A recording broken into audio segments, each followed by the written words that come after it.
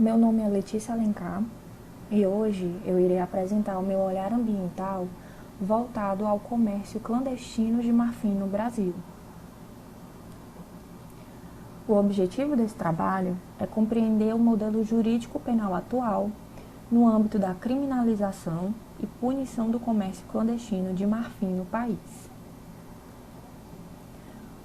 O marfim é um tecido calcificado branco formado principalmente por dentina, uma substância constituída por 45% de material inorgânico, hidroxiapatita, com o cálcio sendo parte da sua estrutura, 33% de material orgânico, colágeno, por exemplo, e 22% de água, sendo que essa composição pode variar dependendo da fonte natural.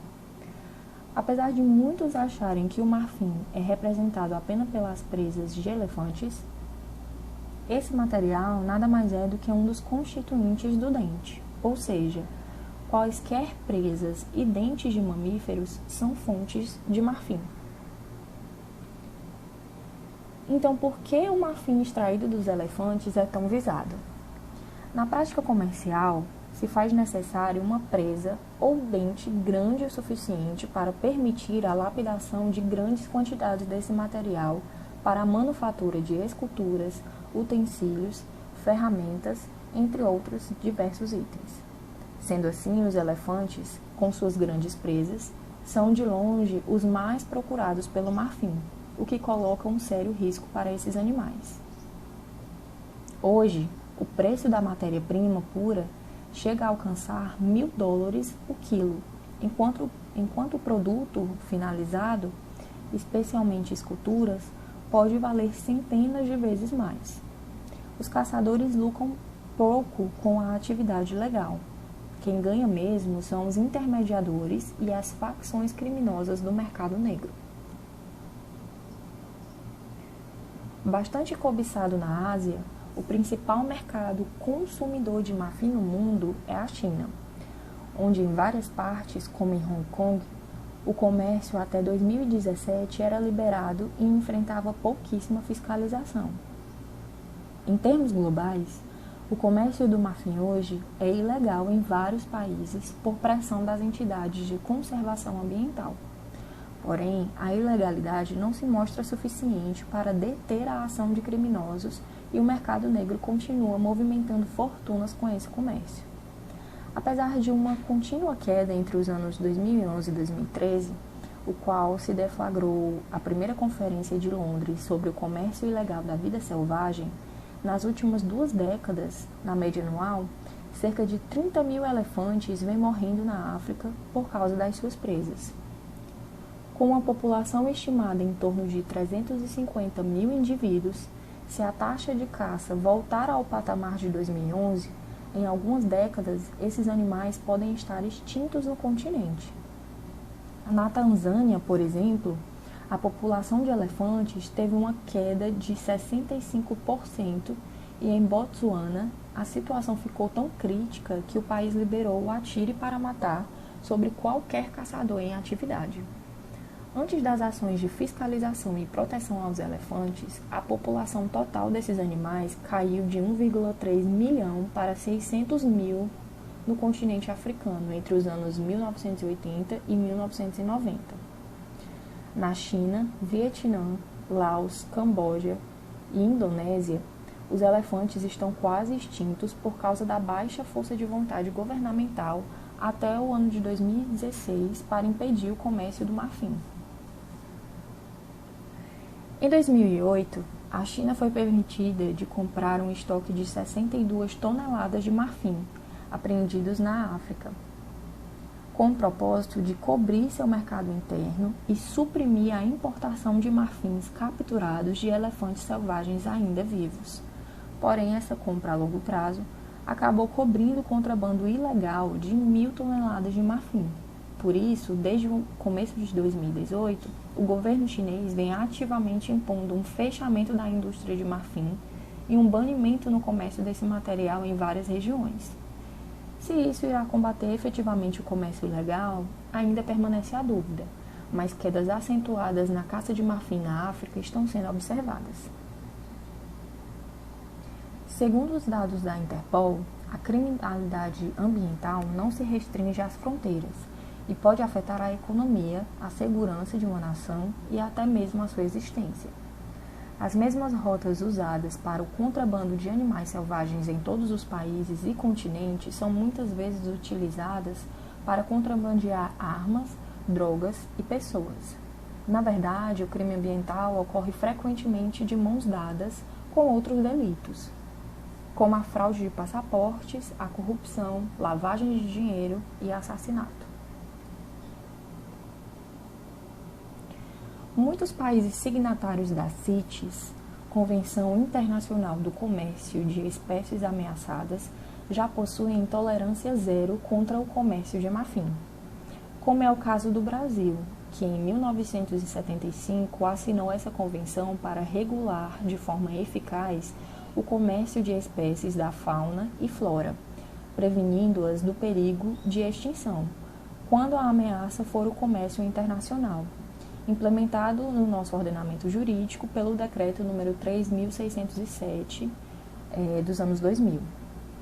A CITES atribuiu aos países produtores e consumidores sua parte na responsabilidade comum e estabelece mecanismos necessários para garantir a exploração não prejudicial das populações.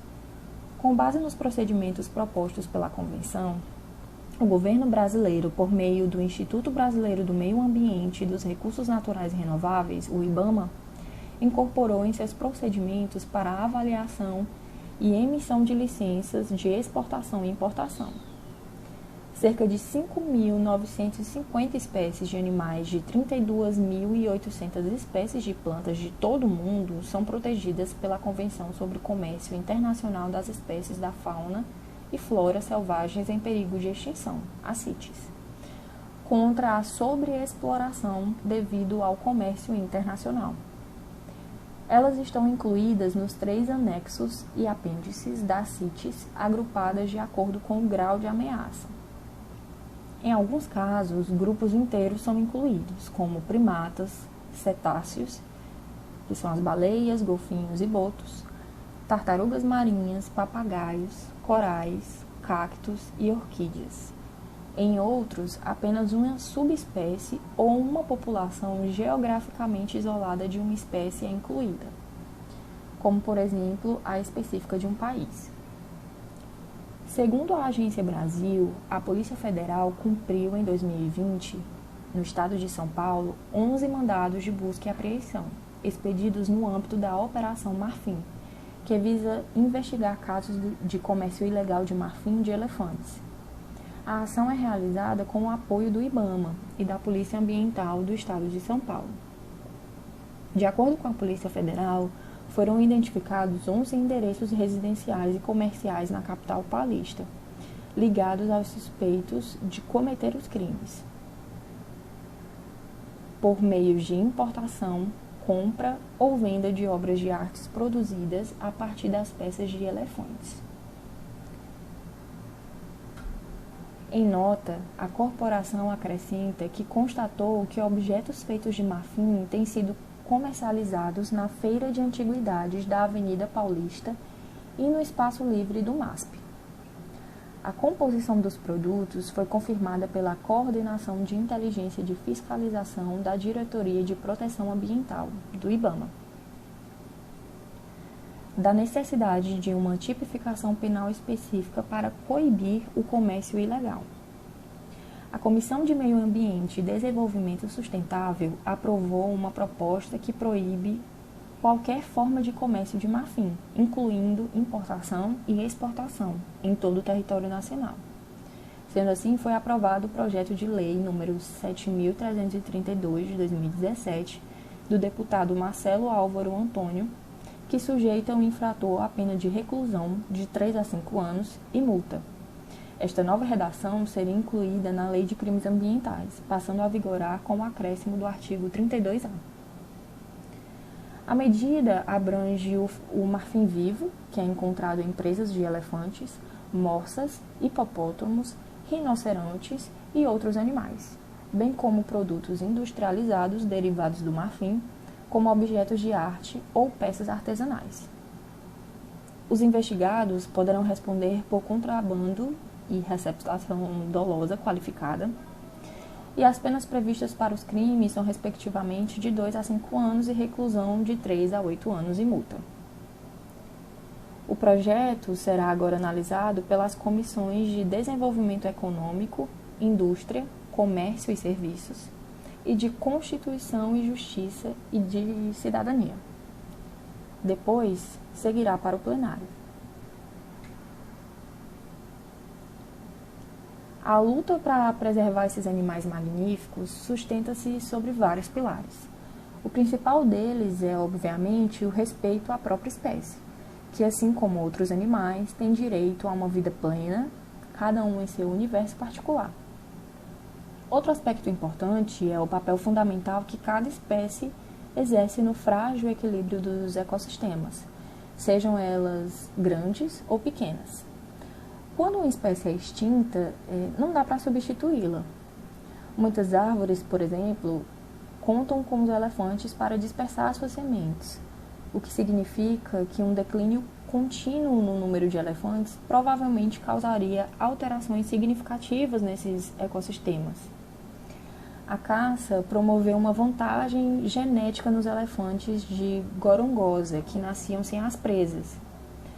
Números crescentes revelam que cerca de 1/3 das fêmeas jovens, a geração nascida após o fim da Guerra de 1992, nunca desenvolveu suas presas. Normalmente, a falta de presas ocorre em apenas 2 a 4% de fêmeas de elefantes africanos. É válido ressaltar que as manadas costumam ser lideradas pelas fêmeas mais velhas, apesar da matriarca ser geralmente maior do que os outros com relação ao seu tamanho. O que importa mesmo é a sua experiência. Então, quando um caçador persegue e mata a elefante fêmea para extrair o marfim, ele não apenas tira a vida de um elefante, mas com a ausência dessa figura representativa na manada, alguns elefantes jovens não conseguem sobreviver. Logo, é uma consequência em cadeia e não isolada, o que contribui para a extinção da espécie. Por fim, como forma de emergir nesse assunto, fica a dica de um documentário na Netflix que inclusive me inspirou a realizar esse trabalho.